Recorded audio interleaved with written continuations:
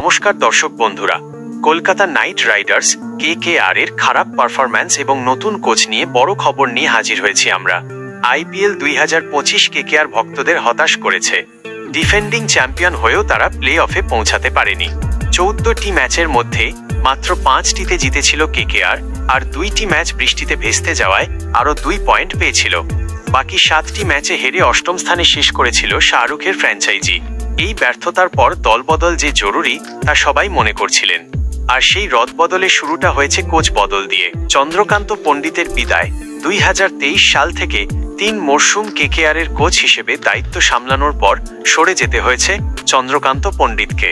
প্রথমে তার মিলিটারি শাসন নিয়ে কিছু সমস্যা থাকলেও 2024 সালে গৌতম গম্ভীর মেন্টর হিসেবে যোগ দেওয়ার পর ছবিটা বদলে যায়।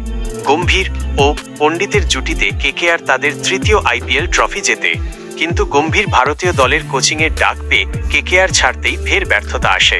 2025-এর হতাশাজনক পারফরম্যান্সের পর চন্দ্রকান্ত পণ্ডিতের দল গঠন এবং স্ট্র্যাটেজি নিয়ে প্রশ্ন ওঠে। অবশেষে 29 জুলাই তিনি ইস্তফা দেন। নতুন কোচ কি ইয়ন মর্গ্যান? পণ্ডিতের বিদায়ের পর নাইটদের কোচের আসন এখন ফাঁকা। আগামী ডিসেম্বরে মিনি নিলামের আগেই নতুন কোচ নিয়োগ করতে হবে KKR ম্যানেজমেন্টকে। ক্রিকেট মহলে জোর গুঞ্জন, পরবর্তী প্রশিক্ষক হিসেবে এগিয়ে আছেন প্রাক্তন নাইট অধিনায়ক ইয়ন মর্গ্যান। তিনি 2 দফায় 4 বছর KKR এর হয়ে খেলেছেন এবং তার নেতৃত্বেই 2021 সালে KKR ফাইনাল খেলেছিল।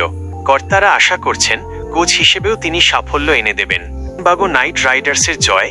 IPL-এ কলকাতা নাইট রাইডার্স ব্যর্থ হলেও শাহরুখ খানের আরেক দল Trinbago Knight Riders TKR Caribbean Premier League CPL-এ বাজিমাত করেছে। প্রভিডেন্স স্টেডিয়ামে গায়ানা অ্যামাজন ওয়ারিয়ার্সকে 3 উইকেটে হারিয়ে ট্রফি ঘরে তুলেছে নিকোলাস পুরানের দল।